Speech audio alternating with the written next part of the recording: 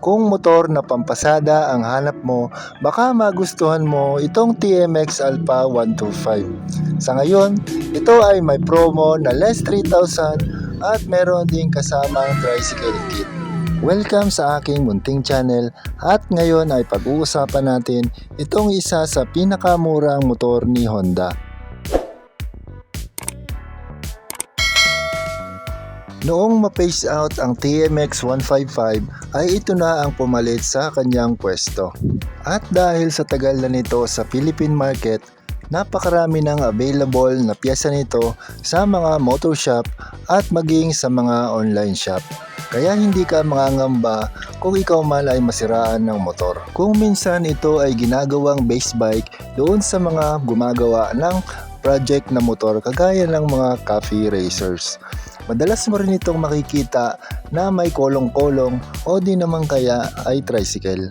Very classic yung dating ng kanyang headlight at sa may bandang ibaba ay may nakadesign na Honda. Kulay gray na metal ang kanyang front fender kaya ito ay matibay. Ang kanyang gulong ay made in Japan na may tire size na 2.50 by 18. At pareho sila ng sukat ng gulong nito sa likod na medyo may pagka-soft compound. Ang braking system na ginamit dito sa ating Honda TMX 125 ay mechanical leading trailing. Sa harapan at likurang gulong, ito po ay naka-drum brake.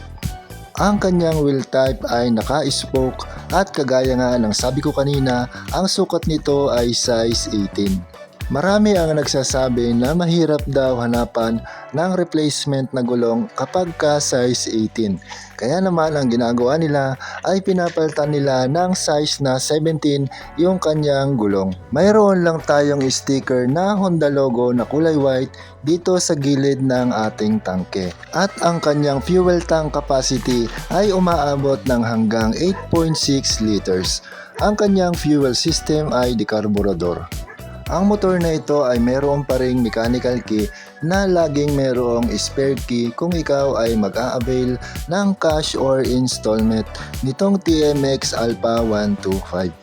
Pero base sa pagtatanong-tanong ko dito sa mga nakabili ng Honda TMX, yung spare key ay ibibigay lamang sa iyo kung sakaling matapos mo na yung kanyang installment. Pero kung cash mo siya nakuha, dalawang susi na agad yung mapupunta sa iyo. So no need mo lang magpa-duplicate pa ng another spare key. Punta naman tayo dito sa kanyang dashboard. Ito pong TMX Alpha 125 ay naka-analog pa rin. Meron din tayong gear indicator sa bandang gitna at ang motor na ito ay naka 5 speed na po. Ang starting system naman ng ating TMX 125 ay electric at kick at dito lamang po nakalagay yung kanyang push button starter. Medyo malambot din piga-pigain itong kanyang throttle. Paniguradong hindi tayo mangangalay dito kung ang gagamitin natin ay si TMX 125 Alpha. Pagdating naman guys sa kanyang side mirror ay kapareho niya yung forma ng side mirror ng ating XRM. Pasok na pasok din ito sa standard ng LTO at medyo makapal yung pagkakagawa ng kanyang salamin. At syempre sa kaliwang side pa rin ng handlebar nakalagay yung ating clutch lever. Kasama na rin dyan yung high and low ng ating headlight.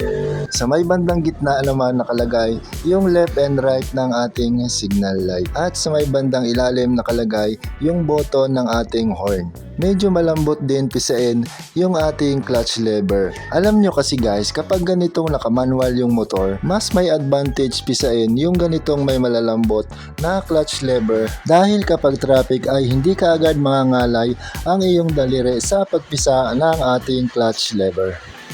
Ang takip ng kanyang tangke ay ginagamitan pa rin ng susi. Good thing dahil meron pa siyang isang ekstrang takip doon mismo sa susian. Madalas kasi dyan pumapasok yung tubig kapag napabayaan natin itong nakaparking sa ulanan. Pagdating naman sa makina ng ating TMX 125 Alpha, ito po ay 4-stroke na ginamitan ng overhead valve. Meaning, siya po ay naka-push rod. Hindi po siya ginamitan ng timing chain.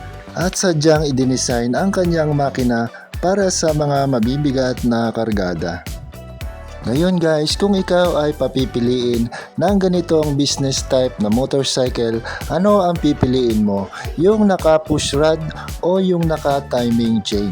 Let me know in the comment section at pag-usapan natin sa ibaba. Hindi pa rin nawala yung ating chain guard na plastic.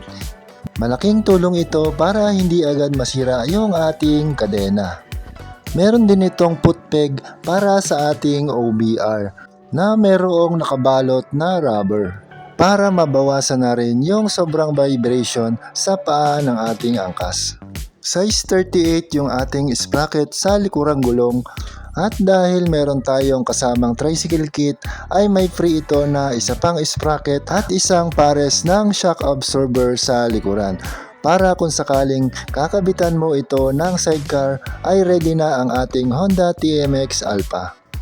Tube type ang ginamit na gulong dito sa Honda TMX Alpha na may tatak na MVP Star made in Japan. At ang sukat niya ay 2.5 by 18 kapareho ng sukat ng gulong niya sa unahan. Silipin naman natin ang likurang bahagi ng ating unit. Hindi pa rin nawawala yung carrier natin sa itaas ng taillight. At square type yung pagkakagawa sa kanyang taillight at signal light. Bulb type pa rin yung ginamit na ilaw dito sa ating unit. Sa bandang ibaba ng ating taillight nakalagay yung ating plate holder. Very minimal lang ang design nitong ating Honda TMX Alpha. Ang kanyang tambutso ay kulay matte black.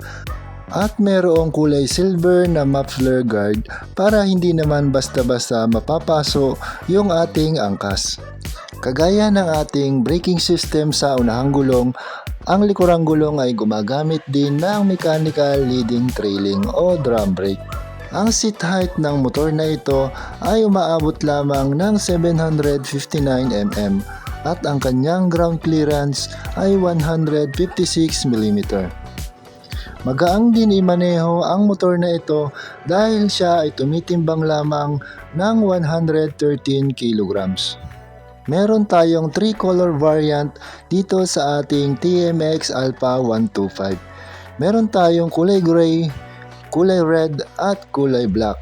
Pero dito sa Cinemart Traders Incorporated ay meron lamang tayong available na kulay black at kulay gray.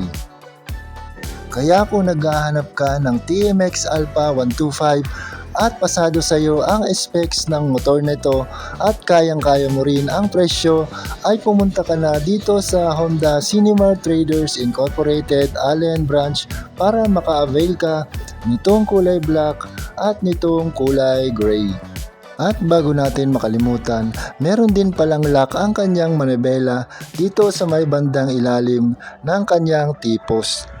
Mailalak din natin yan gamit ang ating mechanical key para kampante ka na hindi mawawala ang iyong unit sa parkingan. Magkano nga ba ang ating Honda TMX Alpha dito sa Cinemart? Meron tayong dalawang options kung ikaw ay kukuha nito. Pwede po itong installment at pwede rin namang cash. Meron tayong cash promo na 58,900 pesos at kailangan mo lamang ng 2 pirasong valid ID na 3 copies at client ID number kung ikaw ay kukuha nito ng cash. Kapag installment naman ay magda-down ka lamang ng 5,000 pesos at sa 12 months mo ay meron kang 6,337 na monthly payment. Sa 24 months ay 3,903 pesos. Kung sa 36 months naman ay 3,091 pesos ang iyong magiging monthly payment.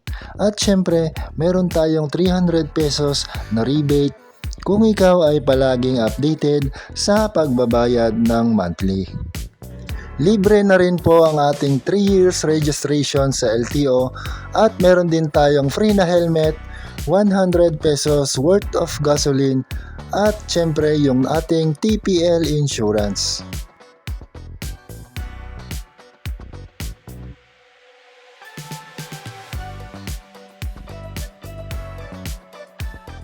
Kung ikaw naman ay mag-a-avail through installment, mangangailangan ka ng 2 pieces valid ID, 3 copies, photocopy of electric bill, at 2 pieces ID picture na passport size, at syempre yung ating client ID number. At kung nagustuhan mo ang ating video ay pindutin mo na ang subscribe button at i-on mo na rin yung notification bell para lagi kang updated sa mga bago ko pang i-upload na mga videos dito sa aking munting channel.